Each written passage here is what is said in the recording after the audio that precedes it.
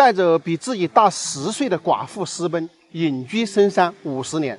为了方便妻子下山，徒手凿出6000多级的爱情天梯，被誉为当代最伟大的爱情。这是发生在重庆江津大山里的真人真事儿。故事的主人公叫刘国江，他与妻子的故事还得从刘国江6岁的时候开始说起。现在呢，我已经来到了爱情天梯的山脚下，穿过这个吊桥，然后从这边山上上去呢，就是他们居住的地方哈。这里呢，就是2位老人的一个塑像啊，大家看一下，特别慈祥的笑容。这里呢，就是爱情天梯的第一步。从刚刚我们来的吊桥那儿走这个峡谷进来呢，大概是800多米的一个路程。走吧，接下来咱们就一起去走一走这6000多阶的爱情天梯。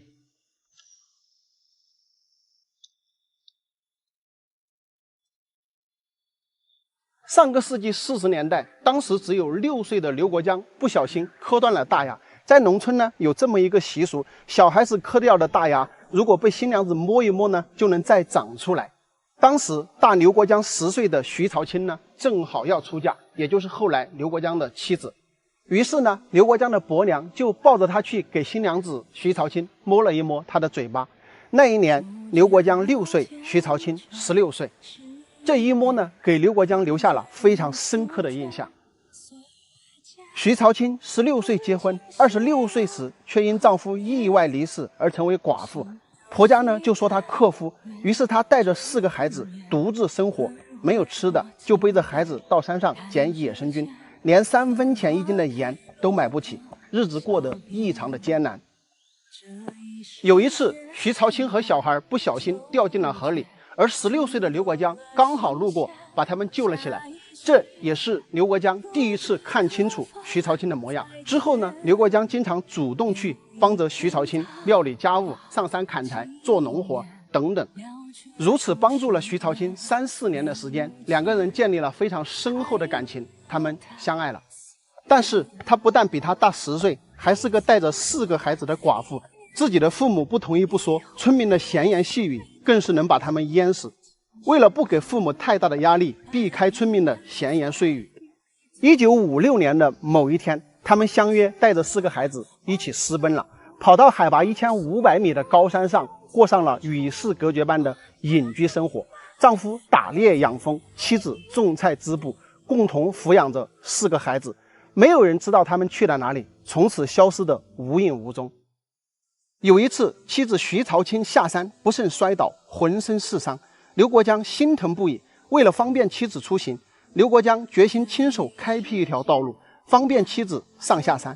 每天他忙完农活，就不知疲倦地奔走在这悬崖绝壁间，用铁锤、钢钎一点点地开路，凿石梯。渴了就喝山泉水，饿了就随便吃2口，争分抢秒为妻子打造安全下山路。要知道，机械化的今天，想要在悬崖间修路都非常难，而刘国江只凭一双手就做到了。从朝气蓬勃的少年到白发苍苍的末年，不知不觉半个世纪就像弹指一挥间。他用碎了20多把钢钎，40多把铁锤，硬是凿出了6208级天梯。天梯凿成后啊，每一次下雨，他都要亲自来擦拭这每一阶天梯，为的是防止天梯上长出青苔，导致妻子滑倒，保障妻子的安全。你们看，多么的细心啊！每次修完石梯回家，徐朝清都会摸着刘国江的手，看着大大小小的伤疤和老茧，心疼不已。刘国江都是一笑而过。徐朝清说：“我心疼他，可他总是说等路修好了，我出山就方便了。其实呀，一辈子我也没出过几次山。”为了安全的让妻子上下山，刘国江花了整整半个世纪，6000多级的台阶，每一阶都是对妻子最浓厚的爱意。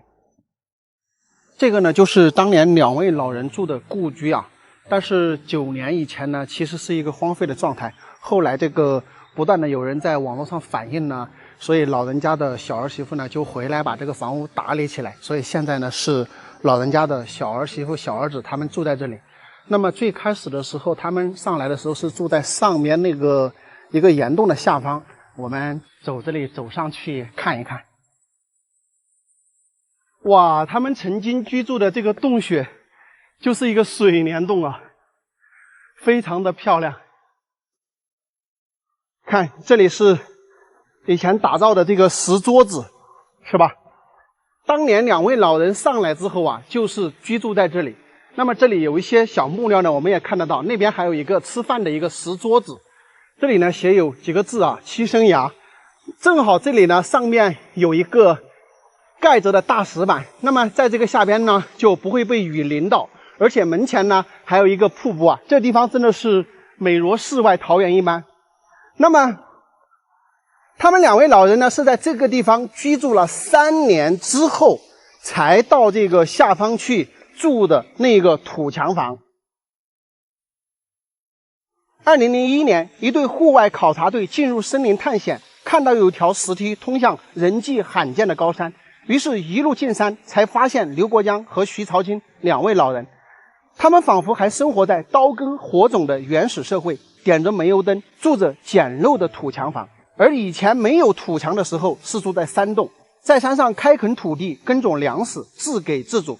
后来他们的爱情故事被传开，人们便把这6000多级的台阶命名为爱情天梯。2007年，刘国江老人离世，5年之后，徐朝清老人呢也离世，2人合葬在爱情天梯旁。他们牵手一生，相守半个多世纪，终成传奇。问世间情为何物，直叫人生死相随。大家好，我从卫星地图上发现那个山顶的下方那儿好像有一个小小的无人村啊，我们用无人机飞过去给大家看一下，这里过去的直线距离大概是4公里左右。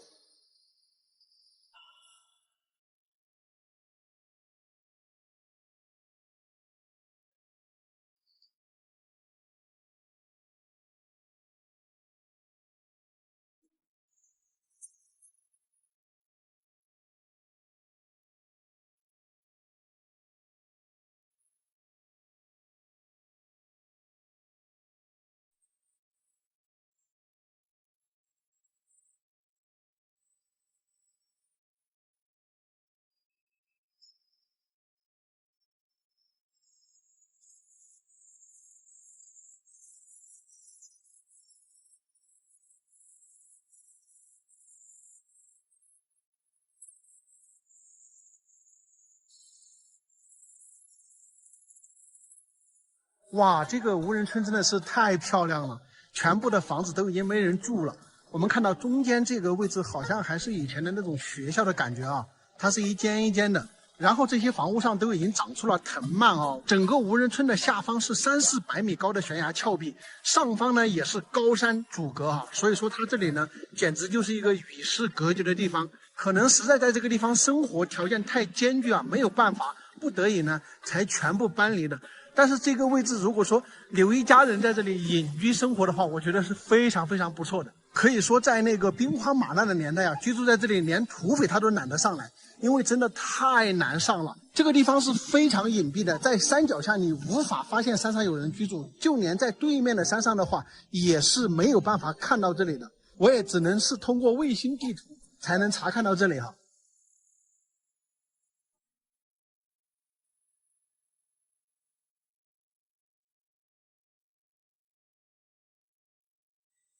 朋友们大家好，现在我在云南延津县的豆沙关，那儿就是豆沙关古镇，下方呢就是关隘。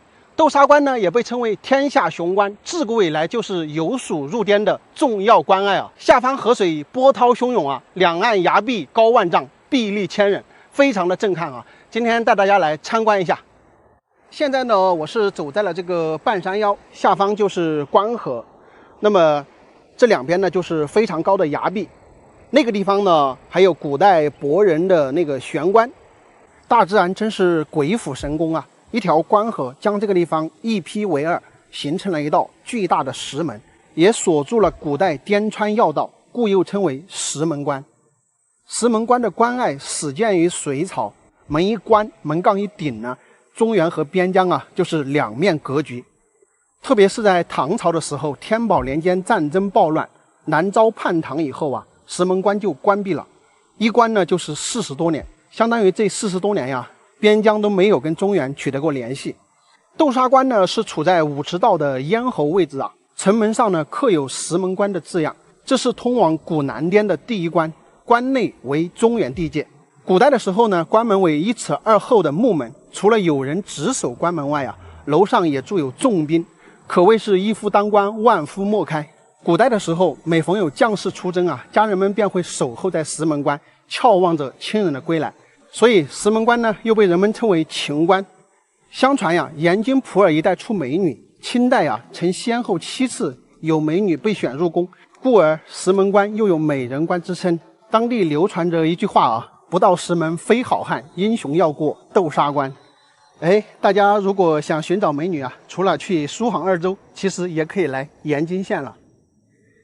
现在咱们顺着这个陡峭的石梯往上爬，去上边走一走，当地村民开凿的一条崖壁栈道啊。咱们已经到这个崖壁栈道上来了，过去感受一下，这地方都要扛着才过得去。我天，他们前面有几个人？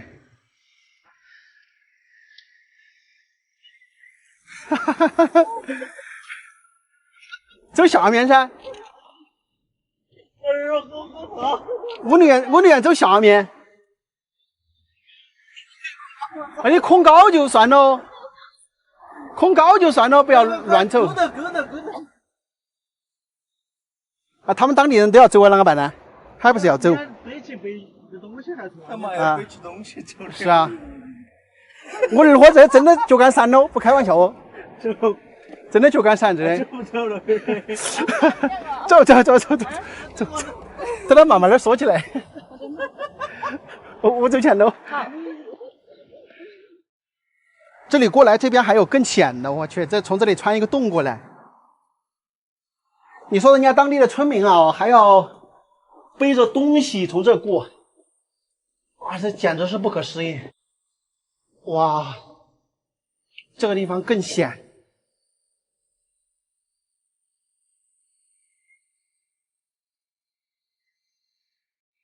这个下方就是高速路，从这个崖壁下面穿过。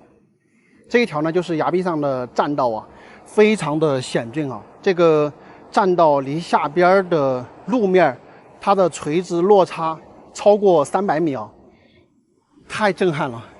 而且这一条栈道呢，也是以前这边这个村庄跟那边那个村庄的一个通道。我们可以看到，它这个不光是栈道啊，而且还是这个通水的一个渠道。可能当初修这个栈道的时候，它也是步行和这个通水两用的。这儿过去还很远。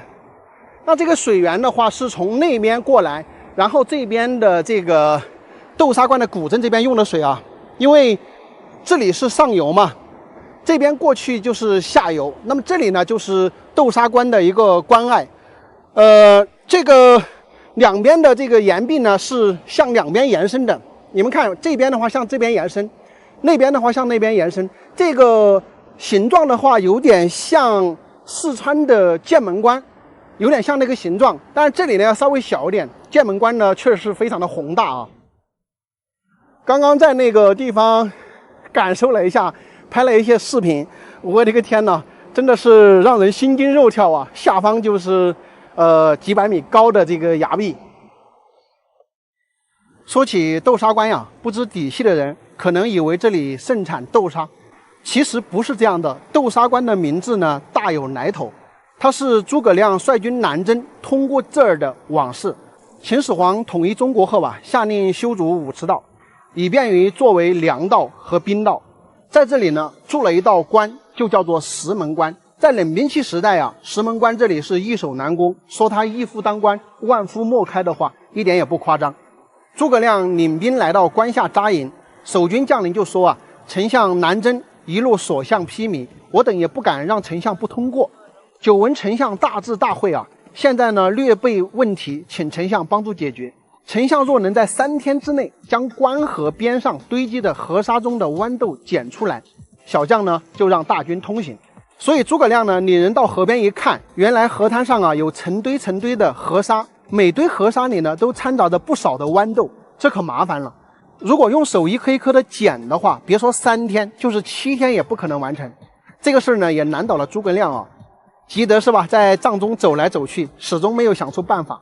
天快黑的时候啊，诸葛亮出营，看到山上漫山遍野的翠竹，不仅眼睛一亮，赶快呢传令三军打着火把砍竹子，划密条，编织成网状，用来分离河沙和豌豆。天亮之后啊，守军爬上城墙，望到河边的景象啊，都惊呆了。沙子和豌豆全部被分离出来了，仅仅用了1个晚上。自然，蜀军也顺利通过了石门关。后来表示对诸葛亮大智大慧的崇敬啊，所以呢，石门关就改成了豆沙关。那个能够把豌豆与河沙分开的网状物呢，后来就演变成了竹筛。在2006年的7月呢，豆沙镇曾经发生过一次强烈的地震啊，地震导致当时的古老街80%的房屋全部倒塌。后来老街呢被重新翻修，并盖成了现在的古镇一条街。包括这个豆沙关的关口呢，也是后来重新修建的。豆沙镇呢也有2000多年的历史啊，文化底蕴呢非常深厚。这个下方呢是观音阁，特别是左边的这个悬崖峭壁上啊，葬有古博人的悬棺，很多的棺材放在了悬崖峭壁的一条石缝之间。据说这是汉代的博人悬棺，博人的历史呢可以追溯到夏朝和商朝。那个时候啊，这些地方并没有人烟，中原呢老是有战火啊，胜者呢就建立政权，扩展疆域，慢慢的呢就往这些地方移民。到了周朝的时候啊，博人已发展为一个民族，他们参加了武王伐纣有功啊，首领呢就被封为了伯侯，并于四川宜宾建立了伯侯国。而到了明朝呢，这个民族为了保护自己的利益啊，与明王朝呢发生了10余场的战争，致使呢元气大伤，难以为继啊，最后消失于历史的长河之中。可以说这些悬棺是古人留下的千古之谜。现在已经在下雨了哈，朋友们，今天的视频呢就说到这里。不过这里呢，大家确实是值得一来看的，可以来看看豆沙关新建的古镇，很漂亮。那么到这里来感受悬崖峭壁、壁立千人的这种雄关气势啊，非常的宏伟。可以到观音阁去看一看，也可以在这里隔崖相望古人的悬棺啊，感受千年之谜。也可以到上面去行走悬崖栈道，感受惊心动魄。好吧，今天的视频呢就到这里，咱们下期再见，拜拜。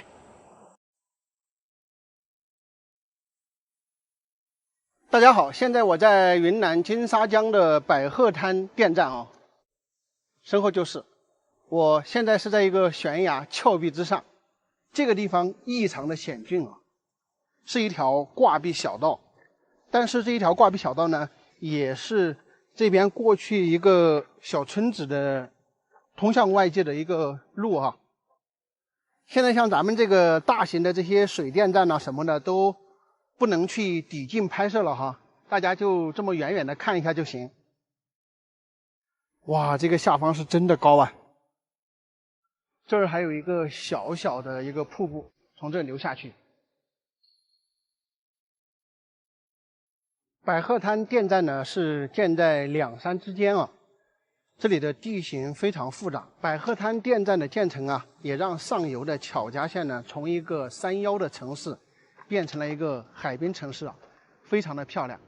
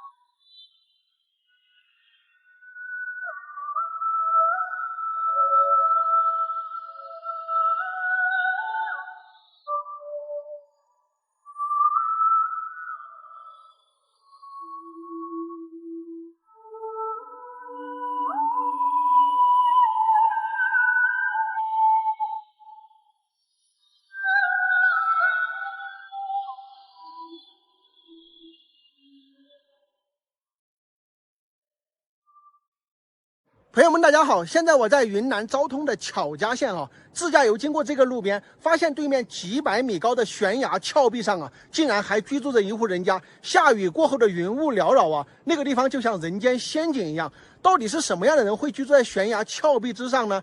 大家可以看一下，下边就是一条河流，河流的上方呢就是几百米高的悬崖峭壁。然后我要跟你们说的那户人家居住在什么地方，你们想都想不到。这一朵小白云的那个位置，现在我们还看不到，而且它的后山呢也都是悬崖峭壁啊，现在是被这个白云给罩住的。那么等一会儿那朵小白云走了之后啊，他们家就会显现出来。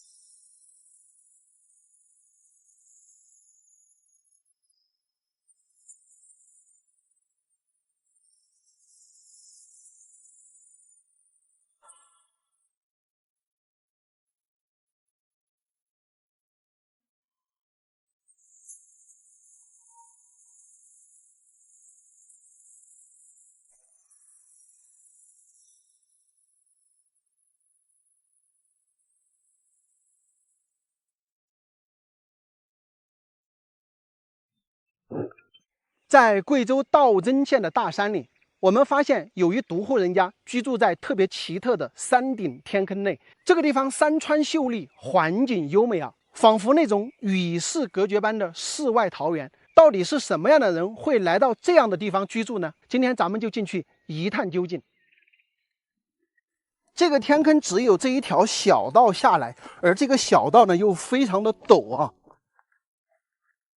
你不注意的话都容易摔跤。他们另外一边的一个村庄的人可能是把这个牛羊赶到这里面来放养。大家从这个视角看一下哈，这个地方真的是绝美。电线杆呢就从这儿拉过去，从那个洞里面穿过去，到另外一个天坑供那户人家照明用电。哇，走到这个下方来才发现那地方就像一道石门一样，这个感觉真的是太爽了。走在这个天坑底部，整个这一片全部是绿油油的。这个水是很好玩的，从那边流过来之后，又从这个洞穴入洞了。这地方是2个洞穴，我走到这儿给大家看一下吧。这个杂草这么深，说实话我都怕老蛇。其实那个地方呢是有水的，但是这里呢没有，它可能从下边沁过去了，然后呢又从这个洞穴进去。我呢是从上边下来的，大家可以看这里就是完完全全的一个大天坑啊。走吧，我们的目的是进去探访那户世外桃源般的人家。你们看哦，这个地方呢就有水流了，看到吧？刚才跟大家介绍的呢不是很正确啊，果然这种场景的话需要身临其境进来之后才能看到细节。从这里穿过去穿洞呢，就是那一户人家了，没有错。但是这个水呢是从这一个深不见底的溶洞流出来的，然后这个水流过来，在这个地方天坑中露出来一截，然后呢又从那个洞穴流向深渊，不知道流向何方啊。哇，这儿太爽了。走，咱们继续前行。这里面呢这么多的碎石，哇，这个地方竟然还开有一个天窗。哇，这里真的是太神奇了哈，竟然开着一个条形的天窗。这也太漂亮了，这也。我感觉这些石头啊，这个下方这些石头啊，可能是若干年来整个这个崖壁啊，不断的在风化，然后呢，就不断的有一些石头掉下来，可能是这样形成的。下面那么多的石头，因为它这里通风的嘛，成千上亿年的这个不断的风吹雨打风化，对吧？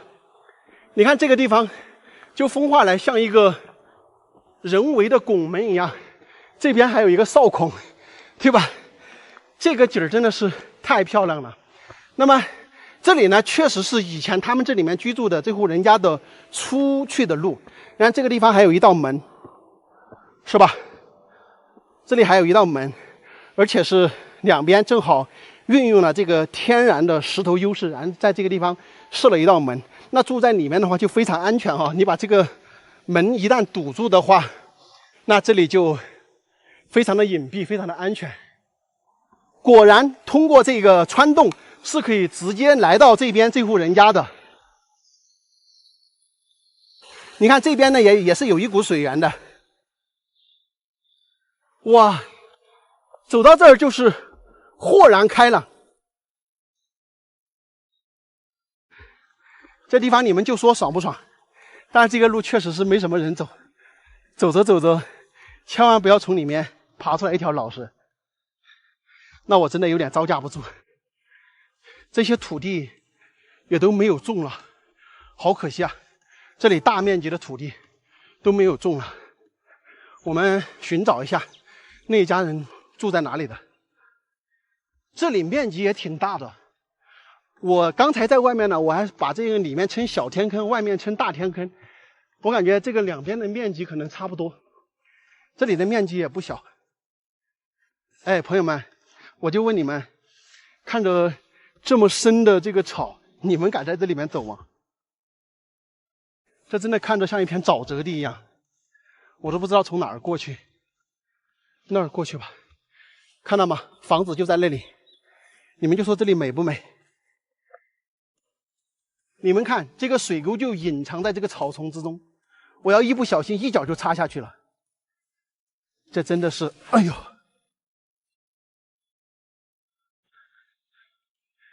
门前一棵大白树，然后就是这个居住的这个周围啊，种有一片地。这下边你们认识吗？这玩意儿是啥？这好像是种的那个地瓜呀。然后这边种有一些豆儿。那么那儿种有一些玉米，房子呢就在这个崖壁的脚下边。你们看看这儿环境怎么样？然后它的这个山后那儿好像还有一个洞穴，看到没有？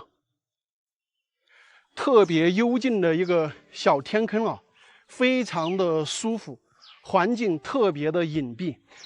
果然是我说的没错吧？那个电线就是从那儿拉进来，专供他们一户人家照明的，看到没有？电拉到这儿就结束了。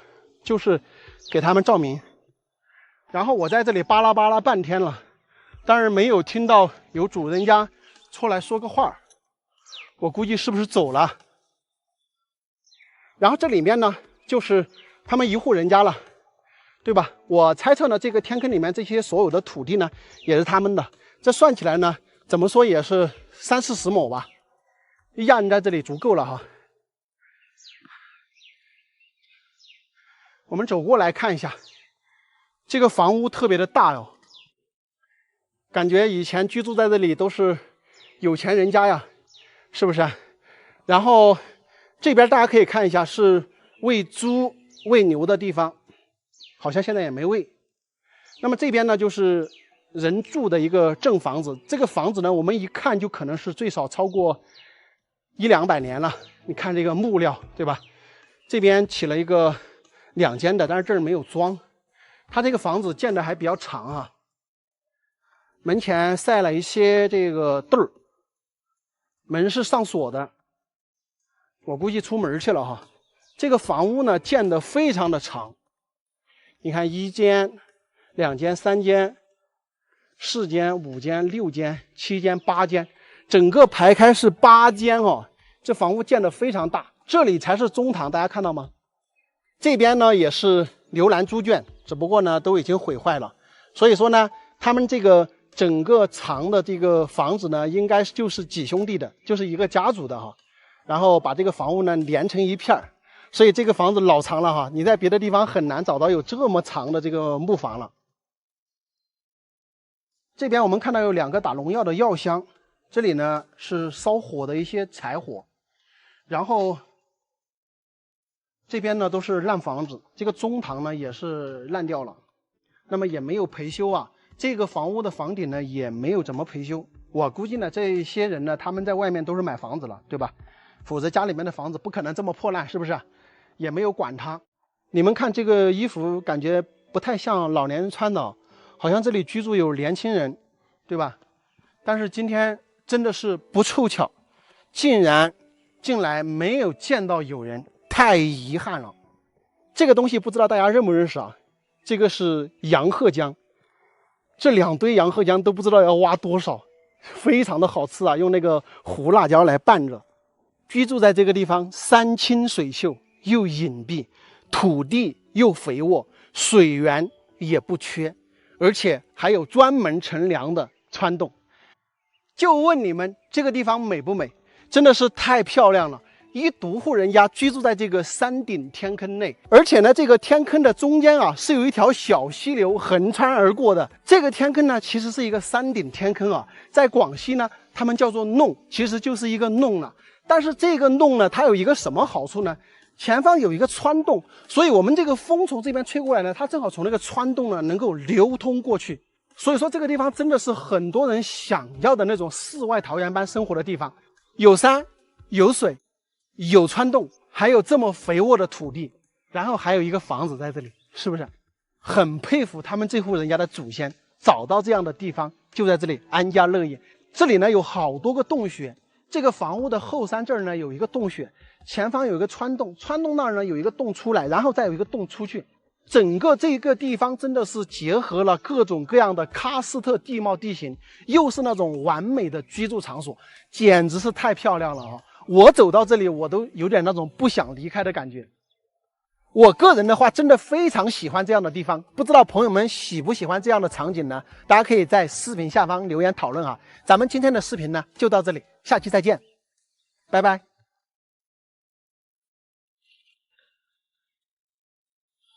大家好，现在我在重庆的南川区啊，到这个山上来看一个特别的瀑布。我们平常看的瀑布呢都在山下面，但是这个瀑布呢它在山上啊。从那个下面的大公路上，本来呢以前是可以开车上来的，好像因为是上来的车太多了，有一定的危险性，所以呢在那个路口就有石头给堵住了。我们今天要去看的呢就是南川区的马料水瀑布啊。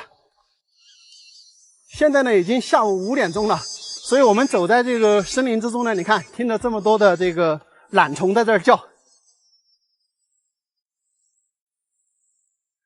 我还是小看了这一段路啊，原以为可能以我的速度10来分钟就能走到，但实际上真的要走半小时。哇，凉快，包裹在一片竹林之中。这个路边有一股水，有人接了根管子，这水应该是可以喝的，喝一点。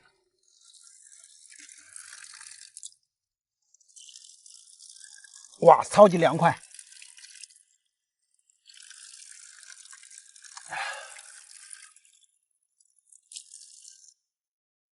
我跟大家说，这个瀑布在山上，可能很多人不相信。看一下这个下边，是不是很深的峡谷？然后那边那儿还有一个石头人，是吧？几个石头放在那个位置，看着很神奇。然后那个山看到吗？也是非常的神秘的，像一个银子一样的造型，可不可以把它称呼为银子山？然后这个山下，哇，非常的漂亮。然后这个瀑布呢，就相当于是我这条路走过去，那个瀑布是跟我们走的这个路是平齐的。所以说你看，你们见过这么高的瀑布吗？很少见吧。通常很多的瀑布呢，它都是在这个山下的位置哈。走在山里啊，你们就要注意观察这个云。上方这一朵乌云呢，就是带着雨的，而且可能是那种中小雨啊。太阳被它挡住了，然后这朵乌云经过的地方呢，肯定是要飘一点雨的。即将到这个瀑布的地方了，怎么没有听到瀑布的声音啊？这地方视野真的是非常的开阔，大家看一下，很漂亮。但是这个瀑布在哪里呢？我走到这个位置了，都还没有听到瀑布的声音。我看平时他们就很多人站在这些特别悬的这个石头上去拍照，你看这个石头也非常悬。然后那边那儿站有几个人，哦，确实是有瀑布，看一下，就那么一点点，看一下就那么一点点，现在根本就是不是瀑布啊，就是一股水。他们起的这个名字起得非常好啊，叫马料水瀑布，还真的就那么回事啊，一点点，看到吗？还好能看到一点点啊。它这个瀑布都落不下底啊，在空中呢就全部飘成那种雨雾呢，洒落在下面的这些植物上啊。你看瀑布落不了底的，真的非常的高。我用无人机沉下去还没有沉到那个马路，你那个马路应该还有50米。然后我已经沉了230米，所以说这个顶端啊和这个下边那个公路的垂直落差应该是270-80米左右，我估计哈。然后呢，我们看到这个水沟的一路呢都有人，其实是比较危险的。我看到还有一个穿红衣服的阿姨在那儿拍照，在那个水沟正中间拍照，这都是非常危险的动作。为什么呢？因为这个山上你们可以看一下，那个地方其实是正在下雨的，所以他们在山下面根本看不到情况，说不清楚什么时候雨水就变大了，这个很难讲的。所以说咱们在这个夏季的时候，千万在水沟边要特别小心。前一段时间才发生了10几个阿姨是吧，在这个河道中间拍照的这种事故，所以说大家来这种地方呢，首先自己要评估一下这个安全系数，不要把这个生命当儿戏，对吧？这儿的瀑布呢，应该是要在那种涨大洪水的时候才非常好看。当然，今天来呢也还不错，最起码有一点哈。如果说一点都没有的话，那就真的挺坑的了，就看一个干崖壁，对吧？站在这里呢，不只是看到这个瀑布啊，还能一览众山小，看到这个美轮美奂的这种风景，非常的漂亮。感觉我现在所站的地方呢，有没有感觉像一个点将台一般哈？所以站在这儿呢，就是有一种唯我独尊的这种气势哈啊，大家可以来感受一下。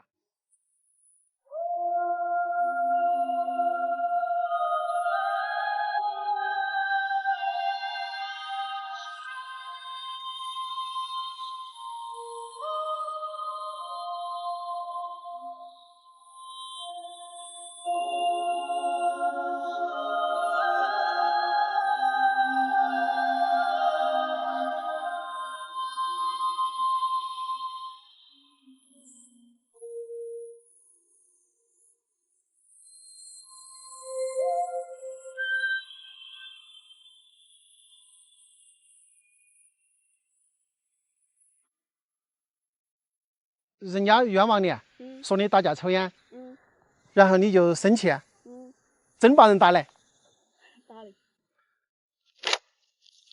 大家好，现在我在正安县的大山里啊，这里有一条小道通向山那边，看模样呢，经常有人走啊，估计那边呢还有人居住。今天咱们就过去探访一下啊。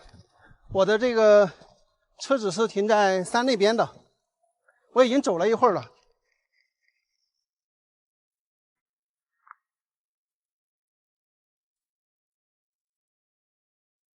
这2天呀，在这个大山里面穿梭也有点热的，不知道还要走多久才能走到有人居住的地方哈。这个下边的路啊，看起来走的人比较多，但走到这个山上来就没这个感觉了，就没什么人走了这个路。这怎么走到这里越走越没路了呢？我这还要不要继续走啊？这个可以吃啊，朋友们，你们看到这个一模一样的就是可以吃的，真可以吃，不跟你们开玩笑。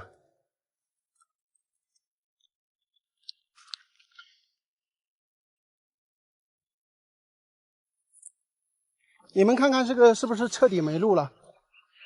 然后这个山梁上这些马耳草、这些嫩草特别的多，是吧？嫩草非常的多。哎，怎么这里又有路了？神奇，这里又有一条小路。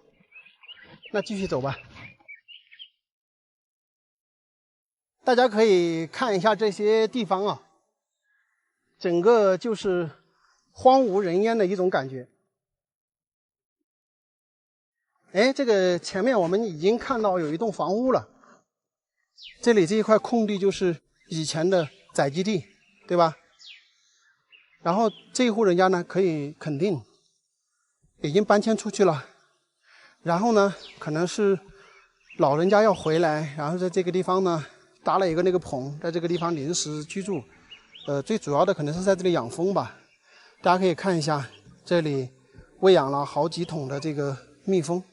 这个门前呢，这里有放了一些木材，包括那儿还晒有一些东西。因为我们看到门前这块土地这里呢，它种有一些土烟，还有一些玉米啊。但是我在这里说了半天话呢，这个棚子里好像也没有人出来，我估计呢是上山上去了哈。咱们继续往这边向前走看一看。这个电线是继续往这个山那边拉的，所以那边一定还有人居住啊。今天这个太阳挺大的，我在这个山里面上上下下的，到现在为止差不多已经走了1个半小时了。我现在呢，大概已经翻过了2个山梁。一开始是爬山，现在你们看到我是下山，对吧？就是一上一下，经过了2、3个地方了。这地方怎么这么陡啊？哦，这下边有一个平的地方，我估计呢，有人就是住在这个下边了。因为我们从这个卫星地图来看的话，一直往前延伸出去3、4公里呢，还有人，但是我不可能走那么多路啊。下到这个山腰好凉快啊，又让人感觉豁然开朗。看到没有？看到房子了，这里也是有人在这里居住的。我们看看，有种了好多的这个玉米，然后这边种有一些菜。这个地方就比较平坦了。我们来看一下，这里是地处一个山腰，但是它是山腰的一个山坳处。然后呢，在这里有一大片的良田，对吧？这土地非常的多。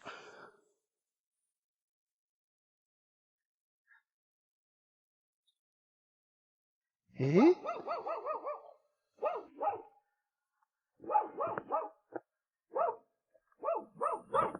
咦，还养了个狗。你们住在这里吗？这里是你们宫？你们住哪儿了？在下面。还要往那边走啊？就是跟着路下去。跟着路下去有好远吗？没好远，70分钟就到了，14分钟，保证到。这点还有几家啊？这点？还有那边。还有你舅舅不？还有你不？还有这里，等于这里有3家哈，这一片。等于你们要走的话，也是从我走的这条路过来出去。那你们出去不是要走1个多小时啊？你好大了？我啊，15。你15岁？没读书啊？没有啊。读到初二？读到初2就回来了？那你不是刚回来2年？为啷个不读啊？哎呀，我跟你讲嘛，我都不好意思讲。有啷个不好意思啊？因为在学校我都不晓得我做啥子错的，因为我没有打架，没有抽烟，他们都怪我。没有啷个？没有打架。没有抽烟，然后他们就说我打架，我抽烟，然后我生气了，我就把某个人打的，然后我就抽了一根烟，就把老师抓到了。人家冤枉你，说你打架抽烟，然后你就生气，真把人打来。你何必呢？本来没有的事儿。污蔑我心情不好啊。那心情不好你也不能去打人家噻。我本来就是下课就在桌子上面睡觉写作业，然后他就说我打架，气不过。你是一个人在家里面吗？还有我爸爸妈妈。你爸妈也在家？啊，你是在这儿来耍？然后望牛。望牛？你家有好多牛啊？有7、8头。专门在山里面养牛了。哎，对。你们家种地没得？种的呀，这都是我们种的。这些是你们种的呀？下面还有。哦，你就是那个就回来就没读书？没有啊。2年了嘛？是哪个不等你读吗？是你自己不读？读不下去啊，正在找愿望还长。每个星期都要找愿望2次。人家合起伙整你。对头。你跟老师说噻。老师就是因为我数学不得行，他不相信我啊。可以到别的学校去读噻。不想读嘞，不想读了嘛，那么也可以出去，年龄也不到哈。你几姊妹啊？8姊妹。天。真的。你占老几啊？老5。女生占老5。现在还有一个弟弟是吧？等于你是总的占老7了嘛？我发的这张就是说做会社会女人。你说你才15岁，你去发这种成年人的照片，还说做回社会女人，这不对的噻。还有没有视频？有没有视频？视频啊？害怕看到你要吼人家。不吼啊！我好好的跟你说，我吼你装嘛。我跟你讲，你要发哪个视频？你想听吧？你比如说我在这追牛啊，追牛的时候我把摄像机放那儿，你就把它拍出来，然后你又自己拿起镜头给对到牛往前头走啊、吃草的啊，这些镜头也可以拍。父母喊你的镜头你也可以拍，喊你吃饭了你也可以拍。那么你就把这些拼起来，比如看到山上哪里有个啷个好玩的东西啊，你也可以拍。你自家的房子你也可以拍。那么你就把这些东西拍了无数的镜头啊，把它拼起来。拼起来之后啊，你就说我在大山里面养牛啊，或者你说你没有读书了，我回来帮到父母干家务啊，干农活啊都行。但你不要去说不好的。我打游戏带他们上排位，没说噻。你打游戏也得大得很吗？不是，我是偶尔打。然后有时候他们喊我带他们上分，我没有看到，然后又遭他们骂一顿。那你现在的想法是啷个哟？不打了噻，游戏卸载了噻。游戏卸载的，不打了。那么未来有没有想法没得呀？15岁啊？打算是今年子去办个户口本，身份证。今年子就办个身份证。然后呢？然后出去广东那些就上噻。你姓哪个？我还没有问你。我姓李。等于你今年把身份证办了，明年就可以出去了。你听我的嘛，你这半年好好的拍嘛，就像我跟你讲啷个拍嘛。虽然说你是读书遭人家也冤枉了哈，但是不要去把这些当成啷个记仇啊。我没有记仇。我根本就不放在心上。对，就是要学会不放在心上。明年子他出去在外面去上班，找个好点的班上，一个月有几千块钱噻，买我需要学习的东西，然后来好好的学。如果自暴自弃了，就怪到哪个都帮不了你。上次我跟我爸爸商量事儿，我爸爸不干。哪个事儿？你跟他商量？就是我们就是图片嘛，然后他们说需要当那个，就是做暑假工嘛，然后我爸爸叫我爸爸不干。那不干嘛就听他的嘛，反正做暑假工也做不到几天，是不是嘛？你要听父母的，有些事情你不要跟父母吵。首先你要晓得呢，你现在的认知世界跟他们也不一样，他们天天住在山里面，他们好多东西都不晓得。你晓得的互联网的东西、外面的东西，他们都不一定清楚，所以你不要跟他们吵，因为你理解的东西他们理解不了，懂这个意思吗？你只要年龄到了，出去打工的，好，你就会认知到更多的东西，然后这个时候你就想做啷个，你就会做啷个了，他们也不管你了，对吧？所以说呢，你在屋外头呢，就好好的帮他们干活儿就行了，不要跟他们争吵，没必要的。你内心也比较强大，那么我觉得你未来哈。很有可能会成事儿，出去上班了，然后一边上班赚钱，一边学习，花个5年的时间学习，然后才20岁，那个时候再想我想干啷个都行，不要慌啊。本来就不慌，不慌不忙。对，你说你在学校的时候，可能同学也都看不起你嘛，说你山里面的嘛，对吧？是噻。但是你自己不要有这种想法，人家看不起你自己的时候，你自己要看得起自己，还是学习是重要的。虽然说你现在不想学习，但是我为啷个说，上班了的之后，你还是要去买书，买一些自己喜欢的方向的书哈来学习，因为学习才重要。你不要一天只去玩手机了，只去玩这个游戏了，就拐了，晓得不？游戏我现在的，这社会上有很多坏人，但是也有很多好人，晓得不？我们要去接触好的人。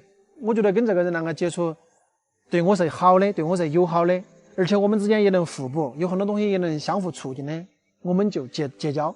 他是整天无所事事、游手好闲的人，我就尽量的少跟他来往。因为你跟这种人一接触了之后，你就会发现你慢慢的受他们影响，就会变成他们那种。对，所以说呢，自己出去交朋友这些也要注意。比如说，就像你说你哥那种啷个，钱又赚，吃不到一天抽50块钱一包的烟，当然是你要哥，你没办法。我把我哥电话都拿去了，你都不要说。是吧？本身就是穷苦孩子出身，对吧？你好不容易赚点钱，你结果我干50块钱一包的烟，就算赚到钱了，都要学会省吃俭用，然后尽量的去让我们赚到的钱可以发挥更大的作用，是吧？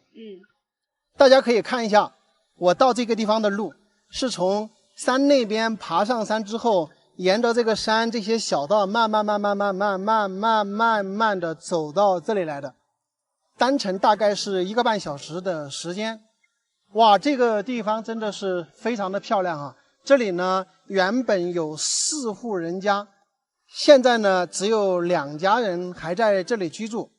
我们一进这里呢，就遇到一个小姑娘，这个小姑娘呢才15岁啊，但她已经没上学了。从我跟她聊天的这个过程中啊，得知这个小女孩挺不容易的。还好呢，我跟这个小孩交流了一下，我觉得她整个人的心理状态还非常好，然后呢内心也够强大。我呢在此呢也希望她以后出去打工呢，能够一边打工一边学习，希望她未来有一个美好的人生。这2天呀，我们这一片山林里面这个三八菇泛滥，都有好几波人捡到很多的三八菇了。我今天正好回家来，我也去山里转一转，看看能不能捡到。捡这个三八菇呢，有一个说法，就是你捡到1堆呢，就能捡到3堆。我不知道我今天有没有运气。哇！正说着，终于看到了1堆，我差点放过了，我天哪！哦哟，这里有1堆，有1堆就有3堆啊！我先把这1堆搞定，你们这样是不是看不出来？哇，看一下，相当的不错啊！我先把这1堆捡了哈，再去找别的哈，给大家看看哦，特别爽的哦。可惜了哈，有点可惜了，来的有点晚了，我们继续去找。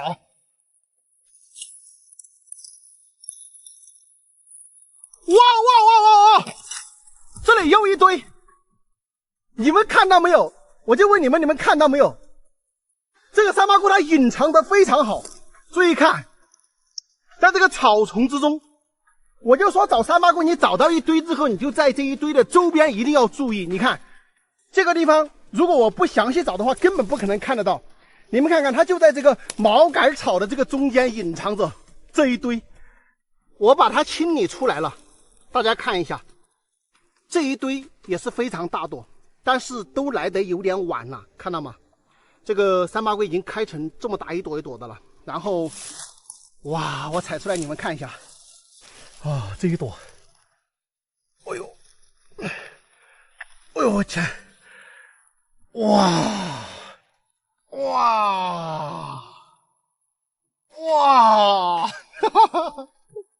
这1堆真的很大朵，超级大朵的哦，捡不完呢，根本捡不完，怎么搞？哎呦，我的天哪！说句实话，兄弟们，我都不想捡了，你说气人吧？这几朵又是几朵巨无霸，你说我咋整？是把它留在这里呢，还是捡走呢？哎，看一下吧，这几朵真的是几朵巨无霸。哎呦，来给大家看一下，这太爽了，这几朵，看得我是，哎呦，像打的伞一样。哎呦，只有几朵呀？我看一下，只有6朵啊，预示着66大顺，6朵。哎，也祝朋友们66大顺啊！正好6朵，太帅了，这6朵。哎呦，大家看一下这几朵巨无霸，爽不爽？捡不完，根本就捡不完，我都不想捡了，回家了啊，不捡了，我兜子装不下了。真的很香啊，朋友们，我正好找了3堆，我不找了。三八菇其实很多时候它隐藏在那些草丛之中啊，所以说其实也要看运气的。那么找三八菇呢也有技巧的哈。这个三八菇呢，因为是它下面有白蚁巢，所以它上面才长三八菇。如果说你今年在这个地方找到三八菇了呢，你明年在这个地方的附近也能找到三八菇。因为这一堆蚂蚁它有可能搬家，有可能不搬家，不搬家呢就在原地，如果搬家呢也在这周围的10平方公里，不是，也在这周围的10个平方范围内肯定有。但是你要对时间呀，你时间不对的话也没办法。因为三八菇今天长出来之后你没有找到它，明天基本上就烂掉了，烂得非常快，长得也非常快，一夜之间就长出来。所以说呢，即使你知道哪个地方要长三八菇呢，也是要靠一点运气的啊。今天我也没找多一会儿，我已经找到3堆了，我就不打算找了，因为找多了我也吃不完，好吧。好了，朋友们，这个视频就跟大家说到这里啊，回家煮三八菇吃去了，拜拜。大家好，现在我在遵义正安县的乐简镇啊，路过这个地方啊，在这里发现一个神仙般的居住地方。这个小村子啊，只有后山的这个山坳里一条路进出，村子的前方就是很深的峡谷啊，三面都是悬崖绝壁。而这个峡谷的深度啊，我们目测大概是超过100米的。哇，你们有没有看到这个村子它实际上就建在这一小块的平地上，三面绝壁，一面靠大山啊，整个地形非常的好看。而且下方的峡谷内呢也有河流，你们想想这个地方是不是非常的美？我们从俯瞰的视角啊，就像是一只肥大的熊掌踩在这里，然后这个村子呢建在了这一只肥厚的熊掌上边，大家看是不是这感觉？大家可以畅想一下啊，特别是在下雨的天气啊，这个地方雨雾蒙蒙的那种感觉简直太爽了。这里的海拔呢大概是900左右，所以说居住是让人非常的舒服啊。就说这个地形啊，在冷兵器时代啊，那绝对是一个易守难攻的好地形，只需要把后山这个山坳把守好就行了，因为下方根本就来不了人，全部是100多米高的悬崖绝壁。而这个村子的建造呢，看起来也非常的舒服，一条公路插进来，整个房子呢就建在这个位置，就像开的一朵花一样，是不是这个感觉？看起来非常的漂亮。整个这个峡谷往里边走，往外边走都非常远，两边延伸开来，应该有10来公里的这么一个狭长的大峡谷啊。我看到这个地形啊，突发奇想，这个地方可能可以开发旅游景区哟，可以在这个村口的位置是吧，建一部电梯到峡谷底，可能会有很多人到这里来进入这条峡谷去玩水玩耍，特别是夏季的时候，你们觉得呢？大千世界呀，无奇不有。朋友们，现在我在正安的华尔山，到这里来干什么呢？要带你们看一个神奇的撞钟石。华尔山的中寨呀，是一个苗族聚居地。自古以来啊，少数民族居住的地方呢，都有很多的神奇传说。这个地方呢，也不例外。在他们华尔山的中寨这里啊，有一个非常神奇的石头，叫做什么呢？撞钟石。何为撞钟石呢？就是用东西去敲击这个石头，它的回声啊，就像寺庙里面的那种钟声一样，非常的神奇。今天呢，咱们就去体验一下，看看到底是不是这么一回事儿。这边呢是一片玉米林，这个撞钟石是哪一个呢？这个呢应该就是传说中的撞钟石。我们可以看一下这个周边比较平坦的，上边呢就是华尔山，然后这边过去呢就是整个中寨的寨子。来看一下这个地方呢，就是被人敲击的痕迹啊，都敲得光光的。特别是这个位置，大家看一下，这个地方呢，都是被人用石头敲击的。那么说的呢，就是这里这一个石头，大家来看一下，这里也敲的是印记。我们看这边这个石头呢，也有人敲的有印记，不知道这个石头会不会响啊？我们先来敲一下，感受一下是不是这样的，好吧？这里呢，有人已经放了一个团石头在这里，然后我们就直接用它这个石头来敲击，大家来听一下，是不是有回响的那种钟声啊？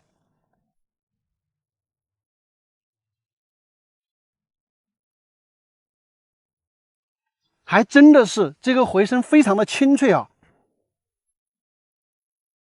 是吧？我在别的地方敲一下，这里敲一下看看，这里敲也是一样的，然后最明显的话是在这里敲，因为从这边敲的话，它也是这个地方响哈。其实它这个石头呢，就是这一个位置响，不管是在这里敲也好，那边敲也好，都是这个位置响哈。你看这里就没有用，其实就是相邻的石头，是吧？这个回声非常的清脆。我们来看一下这个下方哈，因为它的空度比较多啊，整个这个石头呢，基本上就只有几个点呢是顶在下方的石头上的。可能是它下方的悬空的地方比较多，所以呢，一敲击上方呢，再加上下方这个石头的回音反应呢，可能形成了这种似钟声一样的这种声音啊。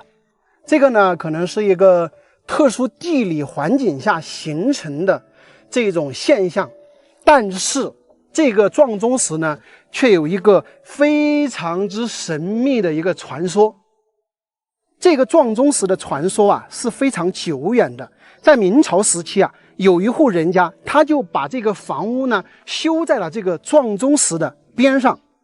自从这家人把这个房子修在这里之后啊，人丁兴旺，能说会道啊，成为了这里的一方霸主啊，非常的厉害。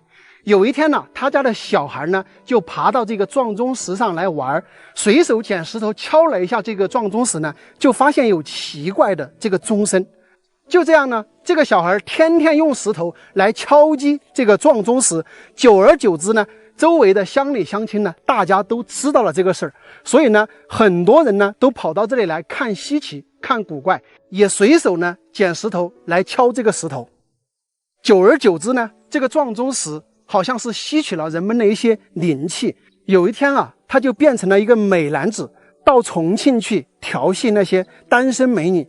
长此以往呢，重庆有一些美女啊，还没有结婚呢，就怀孕了。这一种奇怪现象呢，从民间就闹到了朝廷。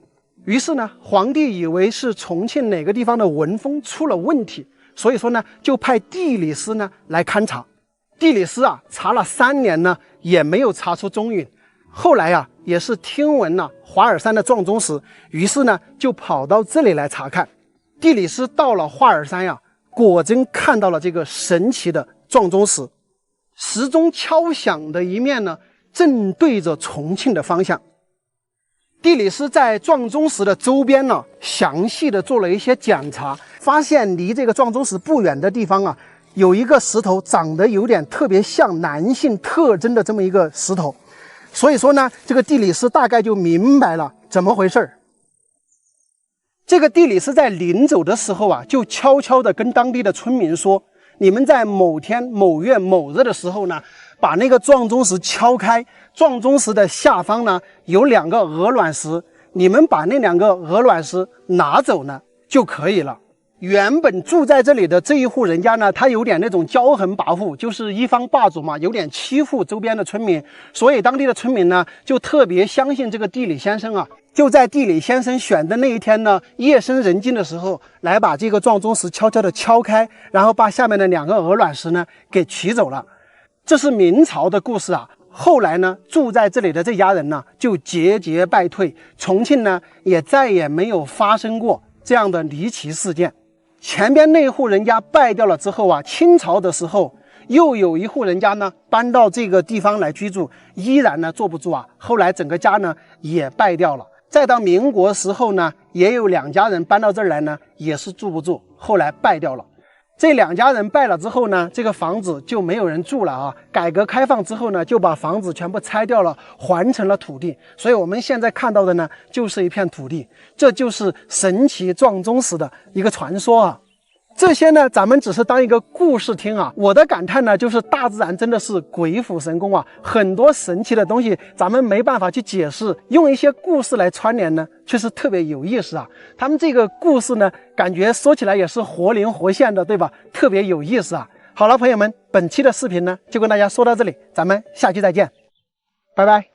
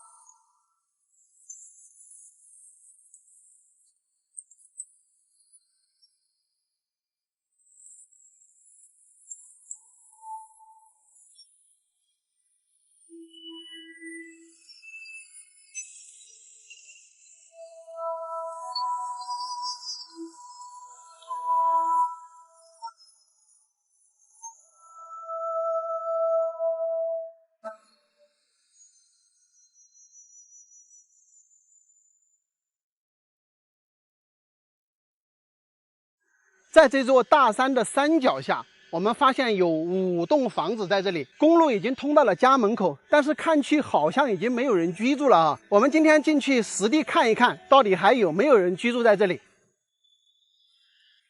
大家可以看一下进来这条公路啊，两边的这个杂草都已经盖住了，所以基本上是没什么人在这里了。那么咱们来看一下这里面的这几栋房子啊，看边上的这个母猪藤，我们这叫，都覆盖的到处都是，包括这个房屋的院坝，是吧？也都是杂草丛生。我呢把车停在这一栋房子的院坝，然后再上去呢，给大家看一看那几栋房屋啊。这一栋房子呢，基本上没啥用了，它整个上面的所有瓦片呢都已经坏掉了。这个房子看起来好像还挺新的，但是没有人来打理哈。然后这些门呢都是打开的，里面也没有任何的东西。但是虽然说上边已经整个瓦片都烂掉了，但是这个下边的这个木料这些看起来还挺好啊。哇，这个这么好的环境废在这里挺可惜的啊。咱们再带大家到上边这几栋房屋去看一下。这整个房屋大家看一下啊，非常的美观。那么几栋房子呢，就是建在这个山脚的下边。看一下啊，这里一共有5栋房子，不知道有没有人还在这个家里居住啊？那么你看这个房屋之间的这些间隙啊，也都是杂草丛生。这里呢，看到有一些南瓜藤。那么这一栋房子看起来还挺好，咱走过来看一下啊。这是他们家的院坝。那么这边呢也种有一些南瓜。这个房屋呢，咱们可以看得出来也是没有人居住啊。那么它是3间的一个房屋，1层半啊，1层半2层半吧。这个房屋算是2层半。然后这个是房屋是关着的。那么这个房子呢，我们可以看得出来是经过改造过的，包括这个房屋这个外墙的这个油漆是吧，应该是统一进行改造过的。这地方还放了个南瓜，也不知道谁采来放在这里的，头儿都快淹掉了。这栋呢是这第2栋房屋啊。咱们再看一下上边的，这里环境确实非常不错啊，住在这个山脚下，应该是水源也是不缺的。先看一下这一栋。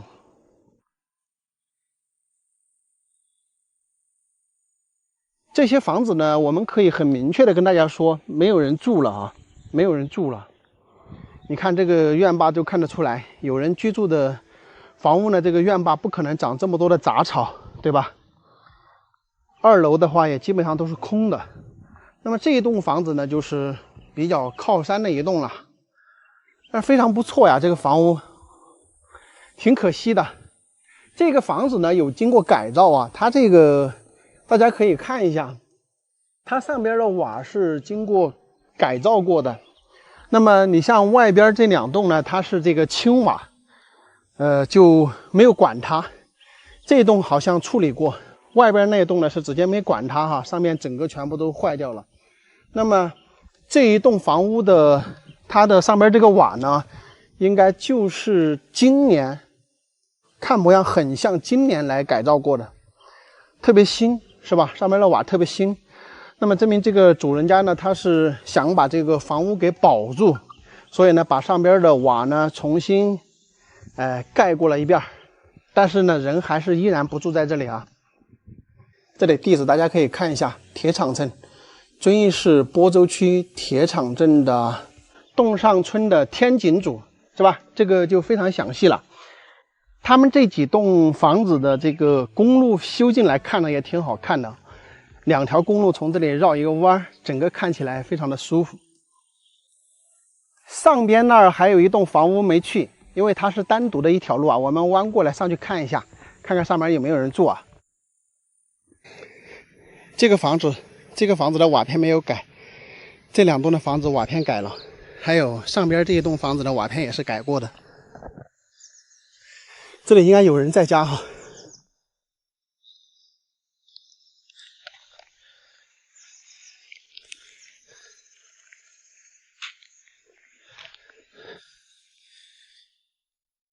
吃饭没有娘？吃完了。吃完了。坐。哎呀。耶，你们这一大家人呢。来坐。坐。坐吧，就坐。你们是不是？没有，我来耍的。你耍的哦。啊。来坐。坐。吴家人等现在只有你在屋头了。都是我干的这里。你好大年纪了？87了。今年的你给我算好多岁了？你不跟他们录去啊？我不去。你不去哈？反正现在这里是吴家就你一个人。他们全部都搬来正义门哪去了嘛？打工去了。打工。哦。啥子啊？不是大手家的在二房子。哦。这个是你刚刚这个是你家侄儿媳妇儿哈？哎。哦。我在他家没生过娃，我13岁那个，刚都死去了，这个是我干的。你13岁就到这点了？哦。还不10年了着？你谈那个？是啊。精神好就行。这一天2斤米。一天称2斤米。那你不菜要洗啊？国家拿给你哈。菜呀，菜呢，哪里有就在哪里了。哪个拿给我看，相机有了就到那镜头给我。白菜要小。你贵姓呢？我是杨家姑娘。你姓杨哈？哎，杨家姑娘在罗家当媳妇。那你们那你家2离这有好远呢？你从外面的嘛？走路走好久啊？走路啊？啊。3个钟头。要走3个钟头。哎，这里1个钟头走到河西了嘛？啊。我坐车子要不头的。哦。我说坐车子走。那你们杨家那边呢还有些啷个人呢？那边呢？啊。那边都是原来都跟到来的，原来都是算娘。算娘死去了，这都还有一个侄儿媳妇儿。那边有个侄儿媳妇儿哈。哦，他们经常来看你吧？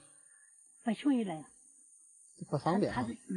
不轻易来了，还有个幺妹，那个是说妈出去那儿生的。他旁边做起徒弟的。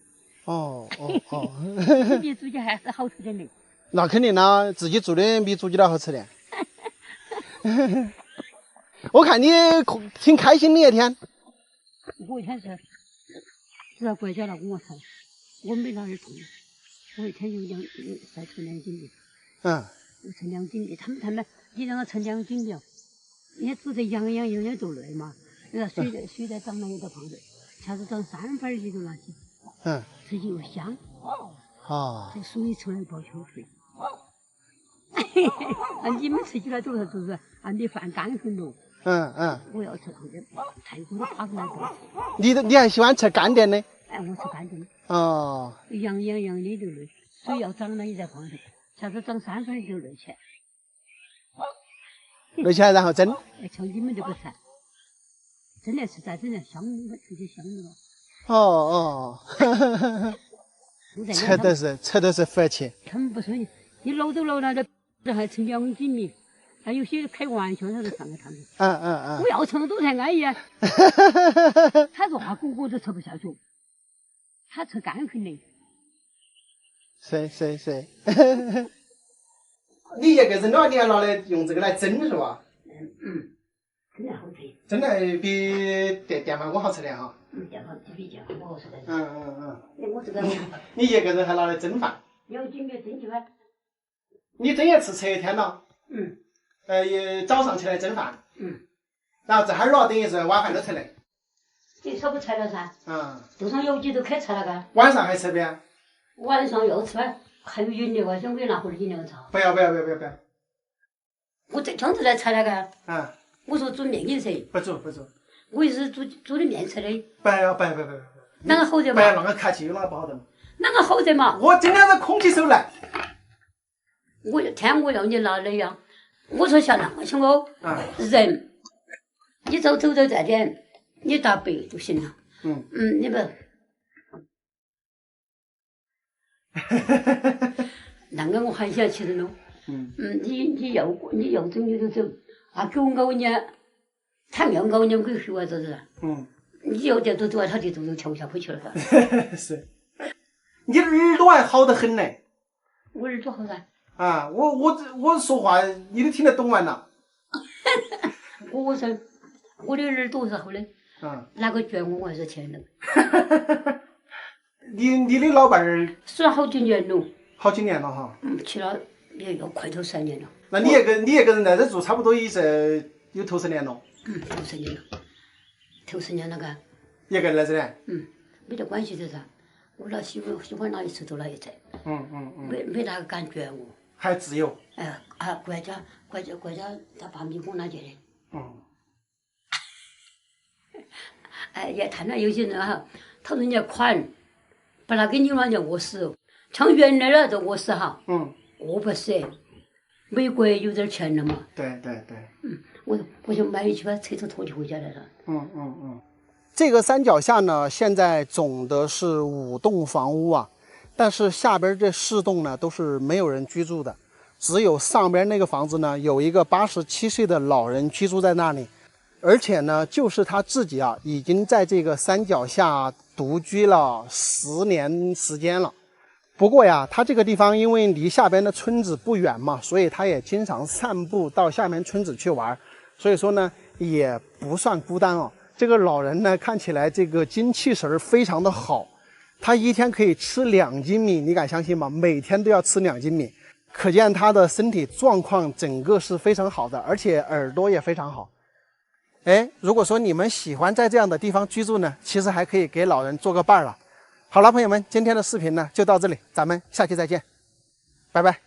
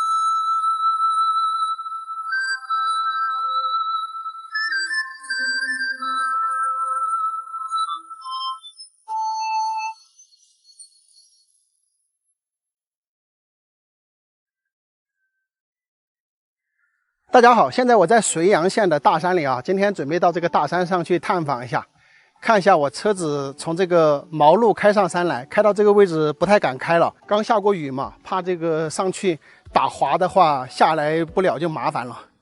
看到没有，还要翻过这个山崖口，可以看一下这里整个山上种的全部都是金银花，这里这一整片，这里有一棵开得非常的漂亮，给大家来看一下。哇，是不是啊？这个金银花是不是很漂亮？但是它这个金银花怎么没采呢？这个都已经不太好了，应该早一点提前一点采。不知道大家知道不知道啊？咱们遵义绥阳县的话是产金银花的大县，所以说金银花的种植面积是非常非常大的。这个漫山遍野的金银花，如果说都开了的话，看起来还是非常的漂亮的啊。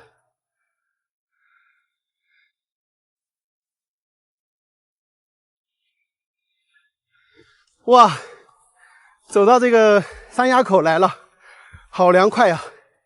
现在我们就要看到另外一边的世界。看一下，这边是一个什么风景？这个下面就是一个大型的凹槽，然后整个几边呢，全部是被这样的山包裹的，包括我这边，对吧？咱们下去看一下吧。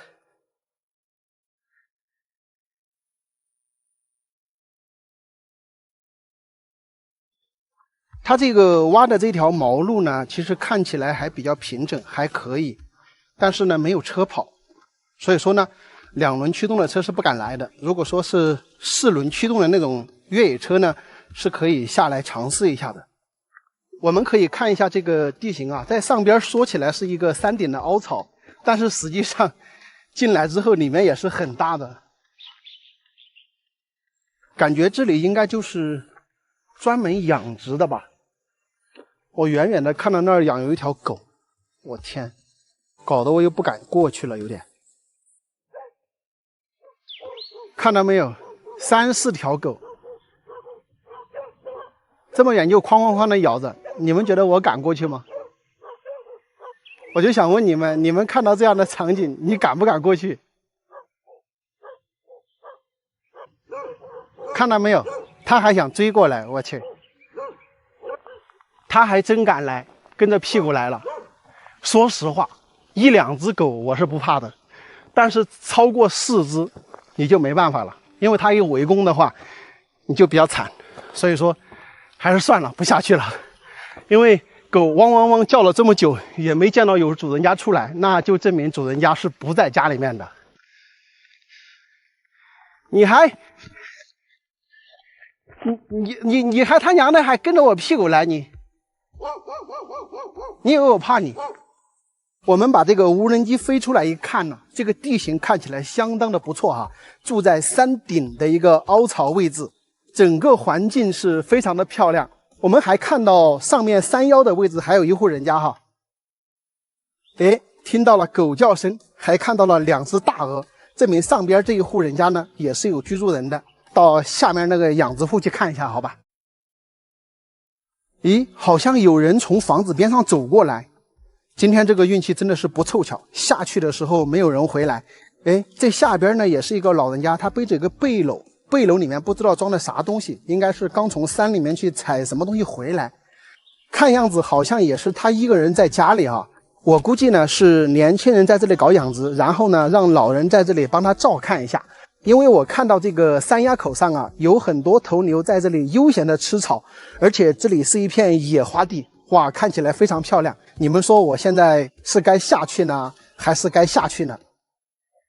刚刚咱们没有详细的看到这里的水源，现在大家可以看一下，这个水源还是不小的。这个下面是真的平坦啊，这边这2个呢，都是养殖的圈，都是关牛的，应该是。哦呦，这里的野生赤梨才真的结得好好啊！这个果子这么多，再过2个月就熟了，就可以来采来吃了。哇，你这个养的狗太多喽！我说你养那么多狗哦！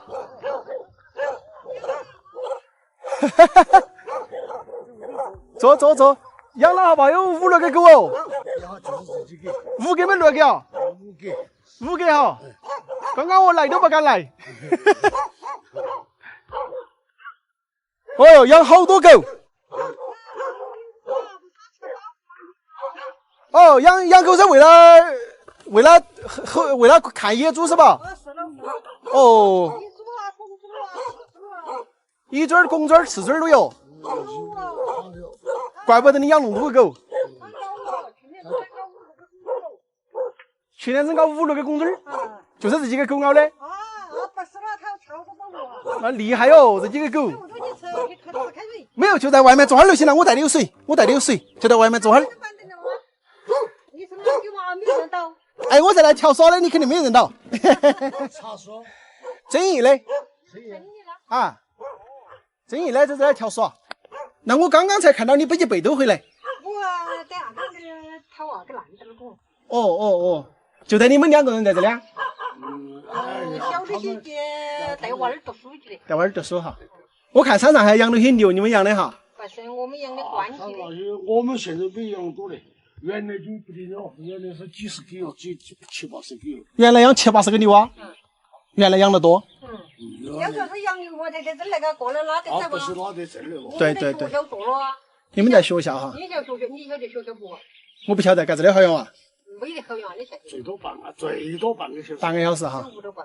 哦，等于这里主要是养殖哈。现在应该都在这里，要看业主那些。这是我们自己装的，要下底下筋了都。都要下去底下去了哈。底下有棚子，那个围巾牛我还得整一点，没有钱到省里下底下去。等于这里是你们的老房子吗？是租来的哦？我们是在这里养牛，配在这起这个棚棚。哦，老房子、新房子都在底下。哦，怪不得。爷以前养牛那个是赚到钱的哦哈，你晓得些？都没赚到个啷个钱，在这来学完嘛了，又修圈又买牛，这些不得了啊！花几十万呐！花几十万了，底下是几十杆砖了。肯定要花几十万。你是把毛路修通了之后拉毛砖上来的是吧？是了吧？沙呀、水泥呀，全部都拉上来的。是要花不少钱，最少是要好几十万。是啊。但是养了好多年哇，种的。养了8、9年了都是。10年，从现在起可能10年要多点了。10年了多了，那赚到钱的噻。没有赚的啷个钱？是我以后2年才遭个病，你晓得吧？疙瘩病，按牛枣疙瘩病。你听到谈没有？我没听到谈。就是遭个疙瘩病的，把我们山东鸡又不是还围巾的。哦，租的哈，这些地方全部是。这都是租了。都是全部租的哈。所有这全部都租。租了好多年啊？2026年才买。耶，都没几年了。到了还要续租费啊？那你们晓得这除了为这个牛，应该其他还有搞生意噻？还有搞啷生意个，这才上去2、3年了。才上去2、3年了，带娃儿个。在徐阳是吧？真的嘛，我们那个小的他就不想混活了，也不想去拉手活了是吧？他就在带人读书嘛，那个媳妇儿在上班。儿媳妇儿在上班。儿媳妇儿都上班能找钱的不多。他主要是养着自己呢，也赚到钱了嘛，所以耍2年也正常。是啊，我那个儿媳妇儿就想谈了，他说他磨自己的磨够嘛，等他休息2年了。对，因为这养那么多牛也辛苦。辛苦哦。你特别是修这些圈、挖这些路，我想想都起码辛苦了2、3年实在的。是了啊，那么又天气落雨你都要出去啊。对。天气落雨你都要出去望啊，一割草啊。冬天比较恼火。是了啊，冬天是再冷了，浪多牛关节又怕这个呢，年纪推不出去，这些走不动了，硬晃了都往底下追啊。都要追在底下，牛啊些都走不过来，都还得追在底下去望。那他要扯，你啷个办咯？就是是了啊。那你再过2、3年的话，也要到遵义去了哈。哎呀，我们这些噻，走遵义就说嘛，脚也走不稳。你家的地下，坐就不敢走啊！你要出刚刚了，刚刚一出头滑呀，怕摔呀，不敢骑呀。我骑过了，骑了坐起都坐家，手跟短拢来，洗脚水、洗面水跟短，你鞋要跟短你到，你不敢走啊！刚刚一出了，刚刚一坐都滑，又怕摔。地板砖。是了，你不敢走啊，你去坐嘛，人家坐起他服死你啊！还不如就在老家这里哈。是了啊，我宁头在老家嘛，我都出刚刚出去干嘛，我都出来做了。那你出刚刚都不行呐。你想去干哈儿不行。这坐起都不想走，坐起凉快。休息下子你忙了嘛？休息下子一会儿没有饭了吃了再走啊。咦，我都要走黄杨那边走啊。你都要走黄杨头啊？应该要走黄杨，因为我要走正安走。正安嘛，都在太边的了嘛。你们都熟悉哈？我都是那边的人了啊。你是太白的啊？怪不得。那我走了，老娘。昨天我们整点东西去哦。不是，走嘞。哎，好。这个阿姨的儿子啊，也是那种非常能干的年轻人。这条毛公路挖过来呢，也有3公里左右的一个路程，还要拖那么多的水泥砖过来，新在这里修房子，租了这一大片的荒山土地，然后又修那么多的牛圈，又修了住的房子。他这种实干精神啊，是值得很多返乡创业者学习的。